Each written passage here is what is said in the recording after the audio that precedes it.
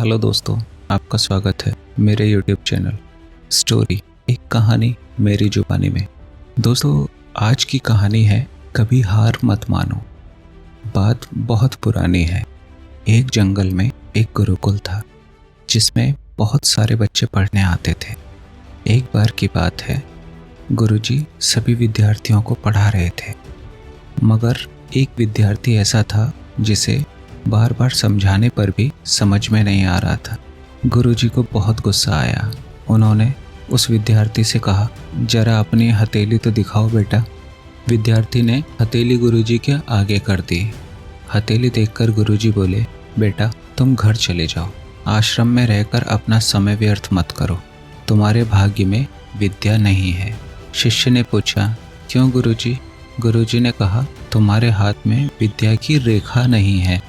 गुरुजी ने एक होशियार विद्यार्थी की हथेली उसे दिखाते हुए कहा, ये देखो, ये है विद्या की रेखा, ये तुम्हारे हाथ में नहीं है, इसलिए तुम समय नष्ट मत करो और घर चले जाओ, वहाँ जाकर अपना कोई और काम देखो। ये सुनने के बाद उस विद्यार्थी ने अपने जेब से एक चाकू निकाला, जिसका प्रयोग वो रोज सुबह अपनी दातुन काटने के लिए करता था। उस चाकू से उसने अपने हाथ में एक गहरी लकीर बना दी। हाथ से खून बहने लगा। तब वह गुरुजी से बोला, मैंने अपने हाथ में विद्या की रेखा बना ली है गुरुजी। ये देखकर गुरुजी द्रवित हो गए और उन्होंने उस विद्यार्थी को गले लगा लिया। गुरुजी बोले, बेटा तुम्हें विद्या सीखने से कोई ताकत नहीं रोक सकती।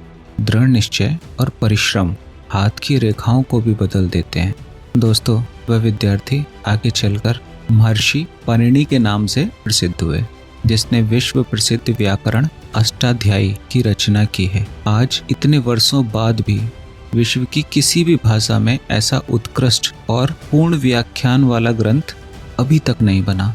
तो दोस्तों, इस कहानी की शिक्षा ये है कि लोग चाहे जो भी बोले, हम हर एक को गलत साबित करते हुए अपनी लगन और कठिन परिश्रम के दम पर जो चाहें वो सब कुछ हासिल कर सकते हैं।